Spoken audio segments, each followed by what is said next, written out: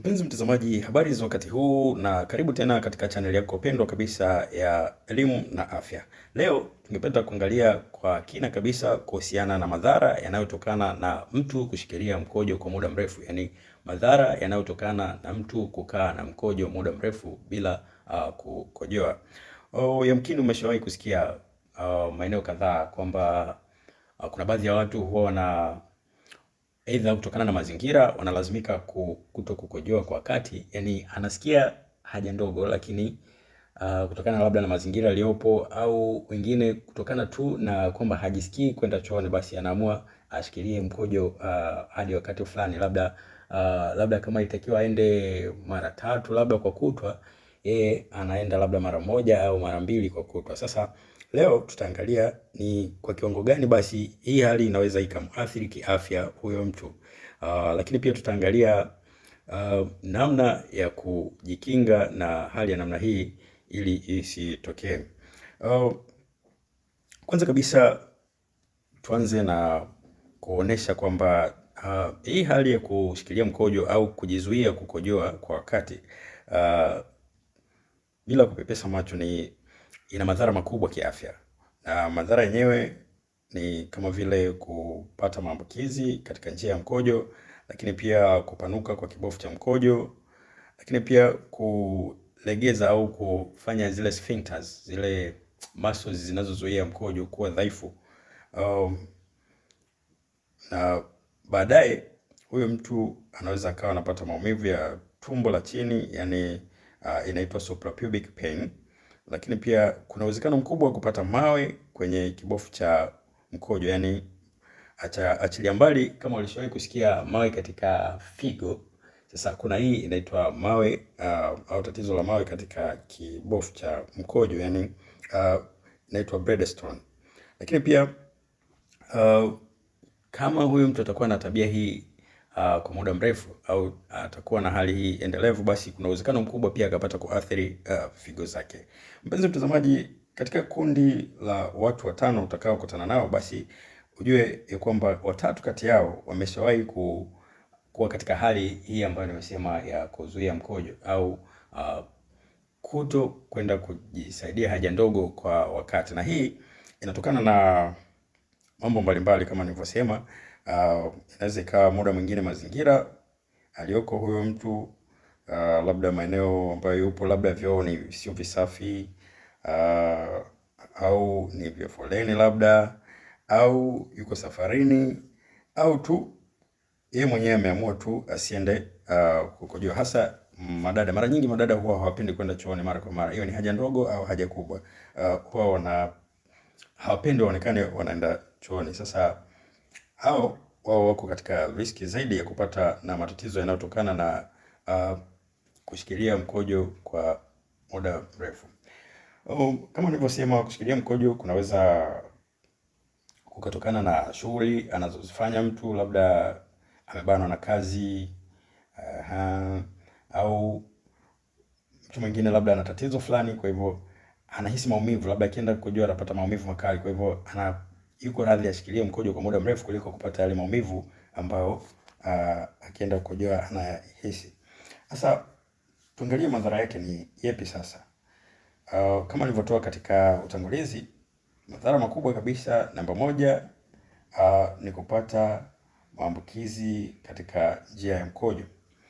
Yaani unaposhikilia mkojo kwa muda mrefu unaruhusu kuzaliana kwa bakteria ambao wanakuwepo katika ile njia ya mkojo, lakini pia hawa bakteria wanaweza wakawa wanasambaa zaidi kutoka katika njia ya mkojo kuelekea katika kibofu, na hatimaye baadaye kuleta tatizo la maambukizi kama vile UTI au magonjwa mengine ambayo yanapitia katika njia ya mkojo. Lakini uwepo wa mkojo unafanya kuwepo kwa kiwango kikubwa cha joto, na hili joto kali ambalo linakuwa sio la kawaida, au ni joto ambalo kuzidi ile kawaida yake, ambayo sio rafiki kwa aina fulani ya bakteria ambao ni normal flora. Kwa hivyo inapelekea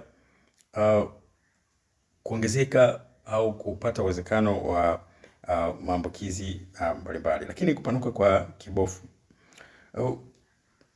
Kutokana na kuongezeka kwa shinikizo katika kibofu, ambapo kama mtu atashikilia mkojo kwa muda mrefu, definitely kwamba kutakuwa na shinikizo kubwa, kwa sababu ujazo umekuwa mkubwa katika kibofu. Kwa hiyo kuna shinikizo kubwa ambayo ina push ile kibofu cha mkojo kuelekea chini. Kwa hivyo inafanya kuta au muscles zile za kibofu kuwa dhaifu kabisa, lakini pia zinatanuka, na hivyo ile saizi ya kawaida ya kibofu itakuwa inaongezeka, na hivyo kupelekea zile sphincter muscles au misuli ile ambayo kwa kawaida kuzuia mkojo usitoke, basi kuwa dhaifu na kuleta hatari baadaye.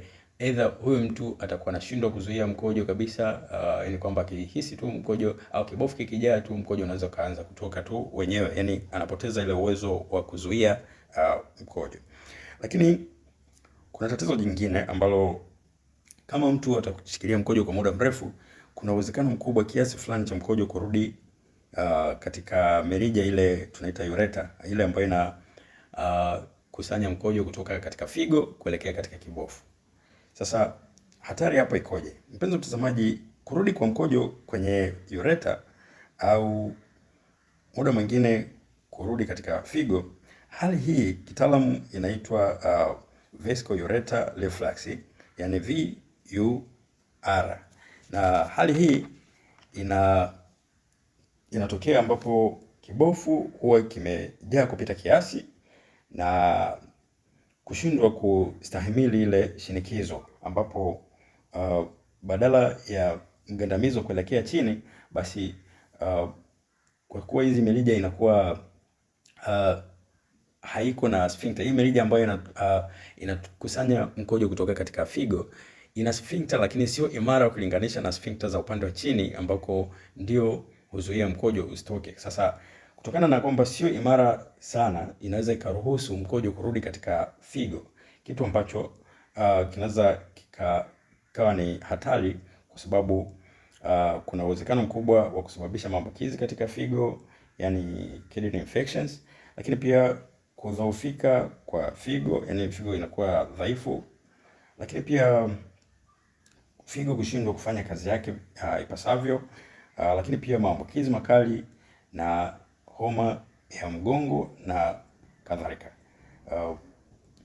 Hii watu wengi wanapata, inawakumba sana hiyo. Unakuta mtu analalamika shida ya mgongo kwa muda mrefu, hajui nini kimesababisha. Akienda kupima hakutikani labda na maambukizi yoyote, lakini analalamika tu mgongo unamuuma. Kumbe kuna kosa ambalo alifanya na kwa bahati mbaya sana hajui. Kwa hivyo anapata kusuffer consequences zake bila kujua kisababishi ni nini. Lakini pia maambukizi ya tumbo la chini, kutokana na kushikilia mkojo muda mrefu, tumesema pale kuna ruhusu kuzaliana kwa bakteria.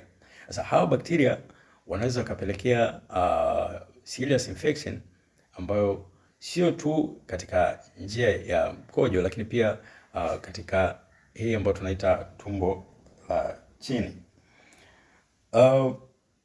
Mpenzi mtazamaji,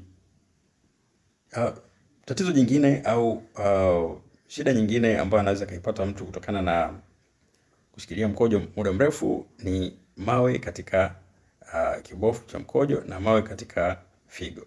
Hii inatokana na ukweli kwamba unaposhikilia mkojo kwa muda mrefu, katika mkojo kuna kemikali tofauti tofauti ambazo